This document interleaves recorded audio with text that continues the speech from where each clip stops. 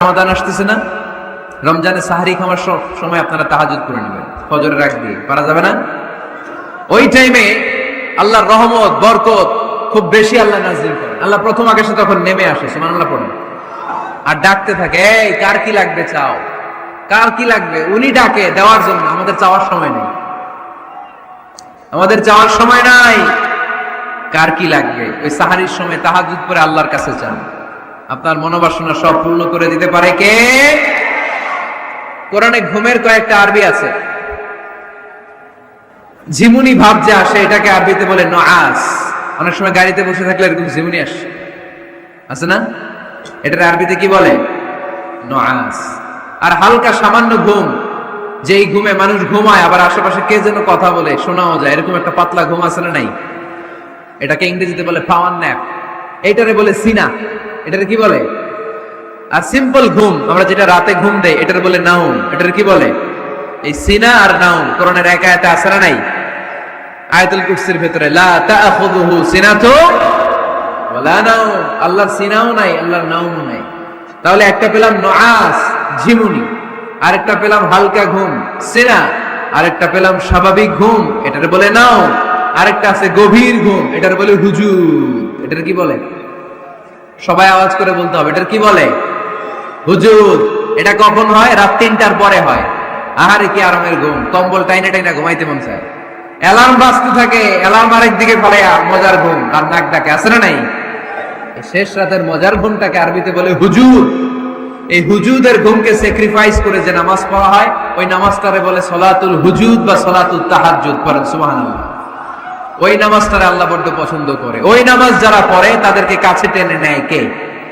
মাঝে মাঝে তাহাজ্জুদ পড়তে রাজি আছেন তো সবাই? উঠা বসা করতেছেন কেন? কখন আসছেন আপনারা মাহফিলে?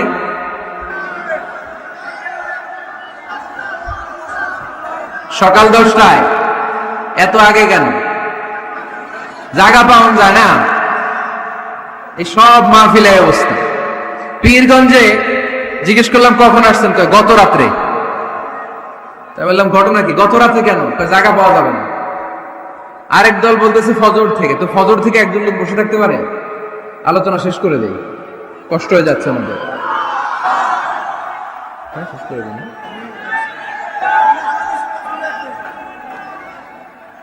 আরে এই ভাইগুলারে কি দিয়ে বিদায় দিব আমরা? এই ঘন্টার পর ঘন্টা দাঁড়ায় আছে, আর কয়েক মিনিটের মধ্যে শেষ করে দেবে ইনশাল্লাহ। পড়েন।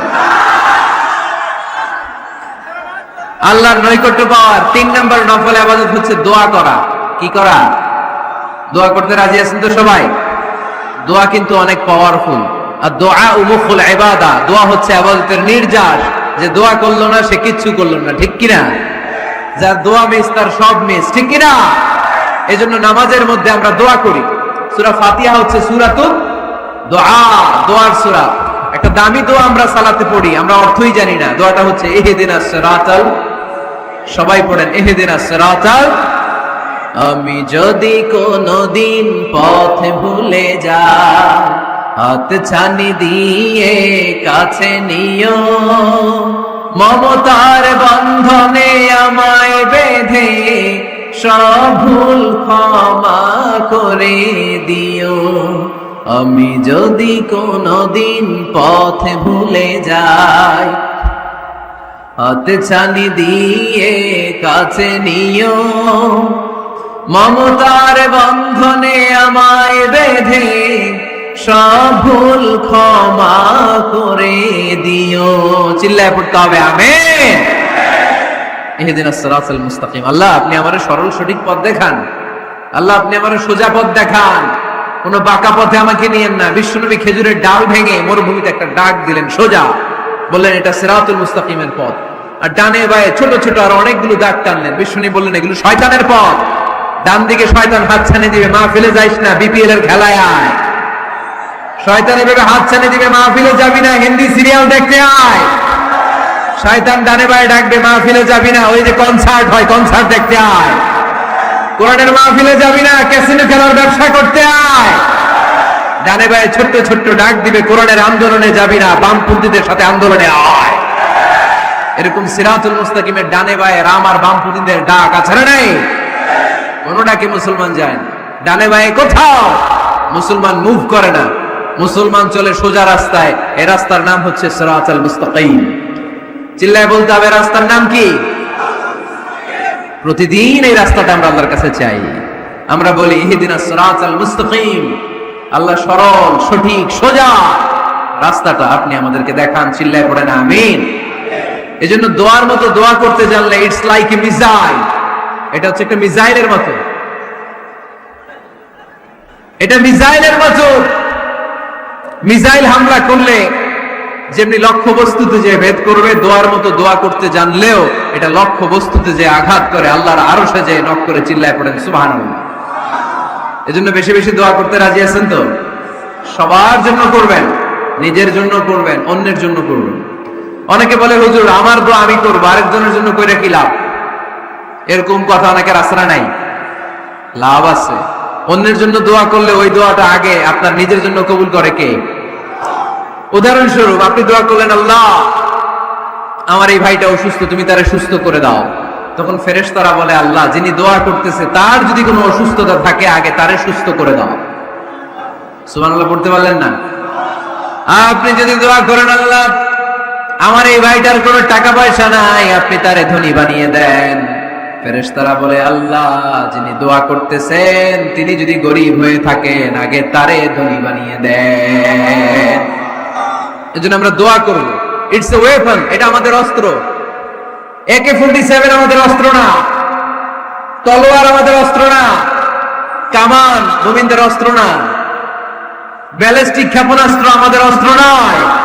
মুমিনের সবচেয়ে বড় অস্ত্রের নাম হচ্ছে দোয়া। চিল্লায় বলতে হবে আমাদের সবচেয়ে বড় অস্ত্রের নাম কি? আরো জোরে বলে। কার কাছে করবেন? আল্লাহ তুমি বুঝার তৌফিক দান করো। এরপরে 4 নম্বরে নফল ইবাদত হচ্ছে জিকির করা। কি করা? কি করা?